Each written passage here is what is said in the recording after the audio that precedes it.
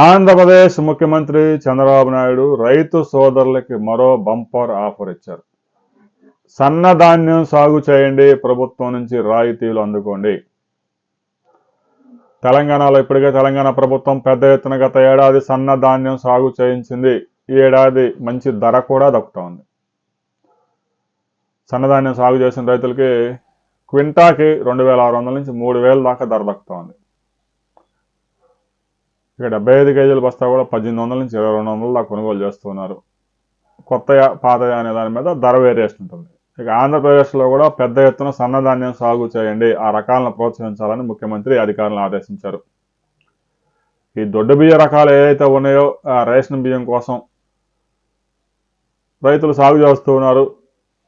సహజంగా ఈ దొడ్డు రకాలకైతే పెద్దగా పురుగు మందులు కొట్టే పని లేదు, తెగులు రావు కాబట్టి రైతు సోదరులు ఈ పంట సాగు చేయడానికి ఆసక్తి చూపుతూ ఉన్నారు. ఆ పంట సన్నధాన్యం సాగు చేయాలంటే తెగుళ్ళు ఎక్కువ వస్తూ ఉన్నాయి, దోమ వస్తూ ఉంది, దిగుబడులు ఎంత వస్తాయో గ్యారెంటీ లేదు. విచ్చలవిడిగా పురుగు మందులు పిచికారీ చేయాల్సి వస్తుంది, పెట్టుబడులు పెరిగిపోతూ ఉంటాయి. ముఖ్యంగా ఉభయ గోదావరి జిల్లాల్లో ఎక్కువ మంది కౌలు రైతులే కాబట్టి భూమి యజమానికి కూడా ధాన్యం ఇవ్వాల్సి ఉంటుంది కాబట్టి దొడ్డు రకాలు సాగు చేసి అవి ప్రభుత్వానికి కుమ్మరిస్తూ ఉన్నారు. అయితే ఆ దొడ్డు రకాలు ఎవరు తినడంలా.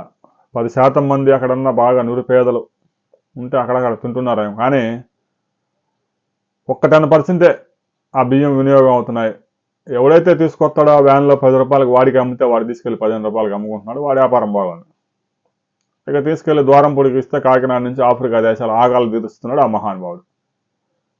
కేంద్ర ప్రభుత్వం ఏటా ఆహార భద్రత చట్టానికి న్యాయం చేసేందుకు 2 లక్షల కోట్ల రూపాయలు ఖర్చు చేసి గోధుమలు, బియ్యం 80 కోట్ల మందికి ఉచితంగా సరఫరా చేస్తూ ఉంది. అంటే 2 లక్షల కోట్ల రూపాయలు ఖర్చు చేసి ప్రజలకి ఈ బియ్యము సప్లై చేస్తూ ఉంటే, గోధుమలు సప్లై చేస్తూ ఉంటే తినడం లేదు. తినని ఆహారం సప్లై చేయడం ఎందుకు? మరలా వాటిని మిల్లుల్లో వేసి ప్రాసెస్ చేసి ఆఫ్రికా దేశాలకి తక్కువ ధరకే ఎక్స్పోర్ట్ చేయడం. ఒకవైపు రైతులు గిట్టుబాటు ధరలు లేక ఆందోళన చెందుతూ ఉంటే కేంద్ర ప్రభుత్వం 2 లక్షలు ఖర్చు చేసి ప్రజలకు ఉపయోగపడని పథకాలు ఎందుకు? 1 కేజీ బియ్యం సేకరించడానికి కేంద్ర రాష్ట్ర ప్రభుత్వాలకి కేజీకి 45 రూపాయలు ఖర్చు అవుతుందంట. ఆ 45 రూపాయలకు ఇంకొక 5 రూపాయలు కలిపి జనానికి ఇస్తే సన్న బియ్యం కొనుక్కుంటారు. రైతు సోదరులు కూడా సన్నధాన్యం సాగు చేయండి. భవిష్యత్తులో ఇక కేంద్ర ప్రభుత్వం కూడా దొడ్డు రకాలు సేకరించే పరిస్థితి లేదు. ఇప్పటికే తెలంగాణ ప్రభుత్వం ప్రకటించింది, 1 ఏడాది తర్వాత తెలంగాణలో సన్నబియ్యం సరఫరా చేస్తామని ప్రకటించింది. ఇక స్కూల్స్లో మధ్యాహ్న భోజన పథకాల్లో వీటన్నింటిలో సన్నబియ్యం వాడాలని చెప్పేసి తెలంగాణ ప్రభుత్వం ఎప్పటి నుంచో వాడుతూ ఉంది. ఇక ఆంధ్రప్రదేశ్ కూడా మధ్యాహ్న భోజనంలో సన్నబియ్యం ప్రవేశపెట్టింది. రాబోయే రోజుల్లో సన్నబియ్యం ఉద్యమం మొదలైంది. దొడ్డు రకాలు సాగు చేస్తే కొనేవాడు ఉండడు, సాధ్యమైనంత వరకు తగ్గించుకోండి.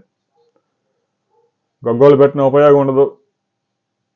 రాబోయే రోజుల్లో అన్ని రాష్ట్రాలు మేము సన్నబియ్యం సప్లై చేస్తామని చెప్పేసి ఎన్నికల హామీల్లో కూడా పెట్టే అవకాశం ఉంది.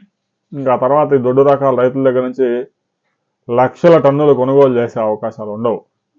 సన్నబియ్యం సేకరించి దాన్నే ప్రజలకు సప్లై చేసే పరిస్థితి రాబోతూ ఉంది కాబట్టి రైతు సోదరులు చిన్నగా మారాల్సిందే, తప్పదు. దీని మీద మీ అభిప్రాయాలు కూడా తెలియజేయండి. ఆ దొడ్డు రకాలు ఇక వదిలించుకోవాల్సింది. ఎవడు తినని బియ్యాన్ని మనం సాగు చేసి ఆ ధాన్యాన్ని ఉపయోగం లేదు. రాబోయే రోజుల్లో సన్న రకాలు సాగు చేయడంలో ఎలాంటి ఇబ్బందులు, ప్రస్తుతానికి ఏం ఇబ్బందులు ఎదుర్కొంటున్నాం, రాబోయే రోజుల్లో ఎలాంటి ఇబ్బందులు రాబోతా ఉన్నాయి అనే దాని మీద మరిన్ని వివరాలతో మరో వీడియోలో తెలుసుకుందాం.